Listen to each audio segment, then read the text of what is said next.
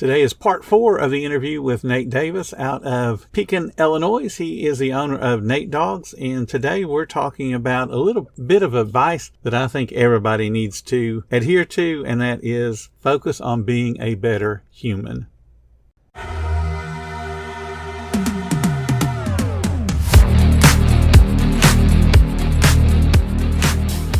Welcome to the 10-Minute Food Truck Training Podcast. My name is Bill Moore. I am a food truck business coach, author of 5 food truck vending books, including Food Truck 101 and Food Truck 201. This podcast is all about helping you start and grow your food truck business. I was never really a runner. The way I see running is a gift, especially when you have stage 4 cancer. I'm Anne. I'm running the Boston Marathon, presented by Bank of America. I run for Dana-Farber Cancer Institute to give people like me a chance to thrive in life, even with cancer. Join Bank of America in helping Anne's cause. Give if you can at BofA.com/supportAnne. What would you like the power to do? References to charitable organizations is not an endorsement by Bank of America Corporation. Copyright 2025. You talked about being in the 20s and being a little unruly. What would you do differently if you knew that you could have what you've got now, a good lawn care business, a great food truck business? What would you tell yourself in your earlier years to get there quicker? Stop with the stupid stuff.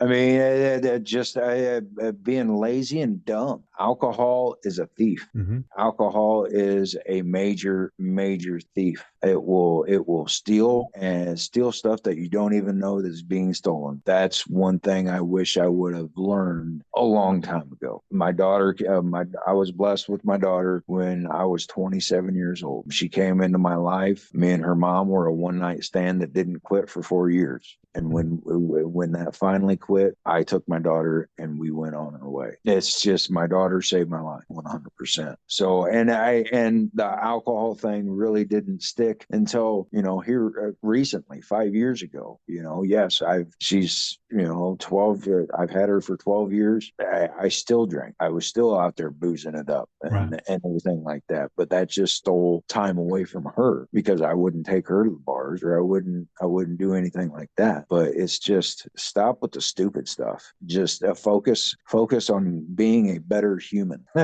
Oh, there's great advice right there. Doesn't matter whether you're a food truck owner or, garbage man. Just focus on being a better human. Right. So was there one event that made you realize that I've got to make a change in my life, or was it just a series of small events? A series of small events. And just a series of waking up and not being able to bend over and put on my boots in the morning.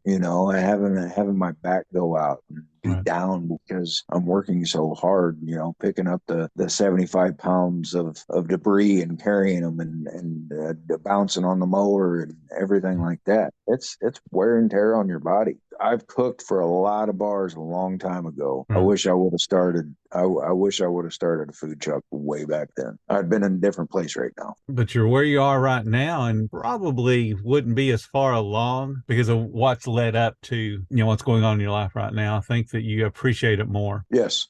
And that motivation in and of itself helps carry through. I showed my daughter what you can do if you can stick your mind to it. Yep. If you follow through with something, this was an idea. I started with a chili sauce 2 years ago, 3 years ago. I've always had the idea. All this out. It started with an idea, and you wake up every day and you do something, even if it's just writing on a piece of paper of your goals of what you want to accomplish. Absolutely. That's something. Yes, and then wake up the next day and cross one of those goals off. Yeah. It's just you got to do some. If you want to change, you got to do something every single day. Yeah, and it doesn't have to be a big thing. No, absolutely not. I smoked for years. I chewed tobacco for years. The last vice I have now is soda pop, and if I could get rid of that, that would be great. But that's my last little hurdle. I mean, I didn't smoke and drink. I've always been just never got into that kind of stuff. But soda was my big weakness, especially when I was working in so many restaurants where they give you free soda. So that was like Christmas to me. Oh my God, free soda. Well, I'm just going to drink and drink. Of course you get hooked on the caffeine. So then it becomes, instead of it being, oh, this is nice, I can have free sodas. I mean, I got to have my soda. before I can ever wake up. I guess it was 5 years ago. I just decided one day that I just didn't feel good. I felt like I got too much sugar running through my veins. At that point I was approaching 60 and I'm like, okay, I need to settle down. So I just cold turkey quit soda. But what I did was I replaced it with coffee to make up for the caffeine. So I was drinking 1 cup of coffee a day so I wouldn't have that caffeine headache. I guess it was 2 years ago. I got, probably had COVID. I didn't go to a doctor, so I don't know for sure, but I was sick for about a week and I was sick in bed for a week. So I had, my wife was feeding me. She'd bring me some toast because that's about all I wanted was some toast, and she'd bring me water. I didn't even want coffee. That week got me off of the caffeine, because I felt so bad. I didn't care that my head hurt because I was just going to go sleep anyway. So I haven't had coffee in over a year. So all I drink now is just my Zephyr Hills water. It was tough. I will say it was really tough, but now I can't even drink soda. Sometimes we go to a restaurant and Melissa will accidentally order, 2 Cokes because that's what we always used to get. And then I would sit down after I go to the bathroom or something and go, why'd you get a Coke? She's like, oh, I forgot. I would take a sip and it's like, oh my God, this tastes awful. Yeah. I need to get there. And I know it's all about willpower and just the one day you're gonna be fed up with it and you're gonna change. That's all there is to it. That's right. You got to have that point where you just get fed up with it for whatever reason. And it doesn't have to make sense to anybody but you. Yep. If you had to do it all over again, would you start the food truck sooner in your life, or do you think you would? Okay. Yes. You had mentioned that you had cooked in bars and stuff before, so that was a job you had in the past. Oh yeah, when I was in the Navy, I cooked on the USS Nimitz. Oh wow. While I was underway, I cooked for over 6,000 people every single day, 3 square meals a day for 6 months. Cooking a volume then.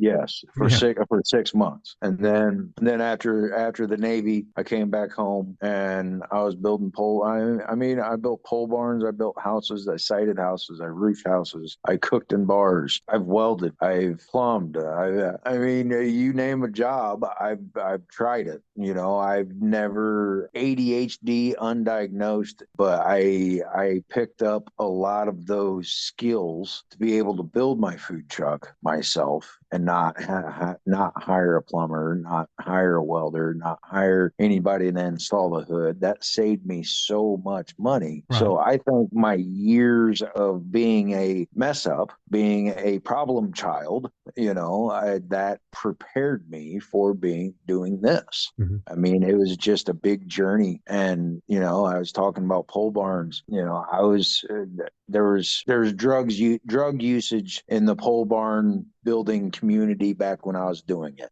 And okay. I wasn't using drugs, but the crew I was on was. I woke up one morning and I had a hot dog hanging out of my mouth. I was sleeping. Right. So I woke up one morning, had a hot dog hanging out of my mouth. I had a hot dog in each one of my boots.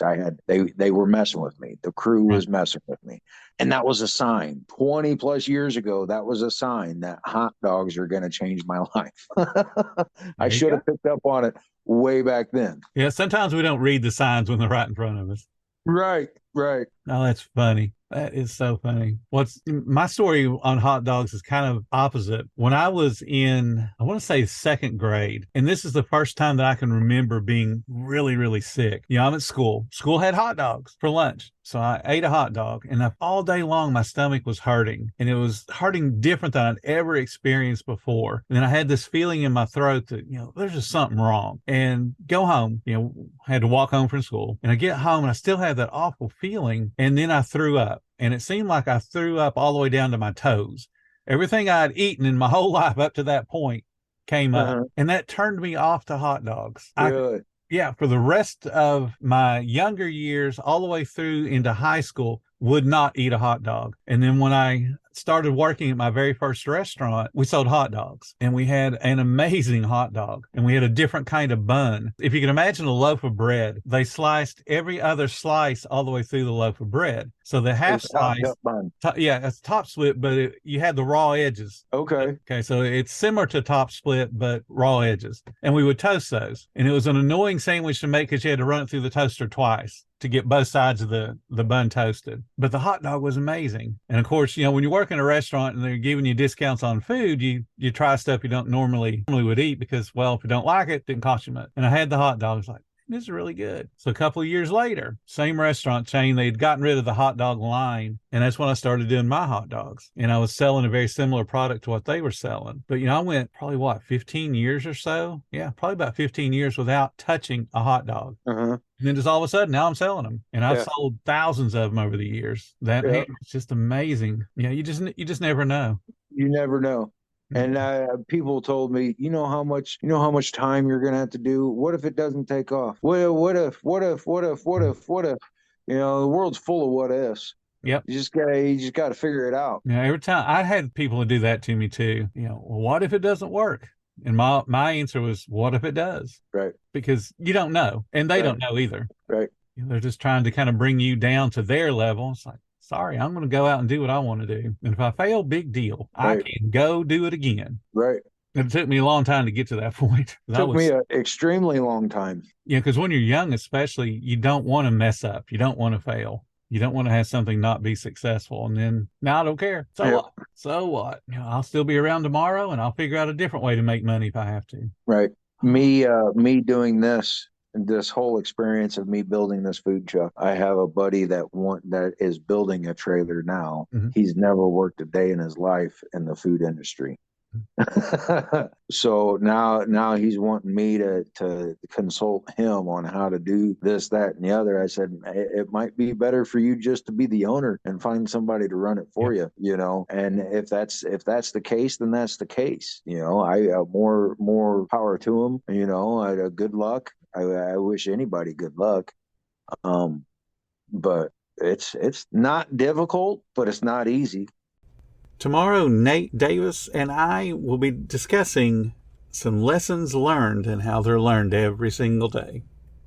Thank you so much for listening to the 10-Minute Food Truck Training Podcast. If you're finding all the information helpful to your food truck business, please become a monthly supporter of the podcast. Just hit the support button or follow the link in the description. Every little bit does help keep us going. Join our Facebook group. It's called Food Truck Training. We have a whole bunch of awesome members at all different levels, from brand new beginners to decades-old veterans. They've all got your back when it comes to helping you with your food truck. And again, thank you for listening. Come back tomorrow, because you know I got plenty more to say when it comes to helping you and your food truck business grow.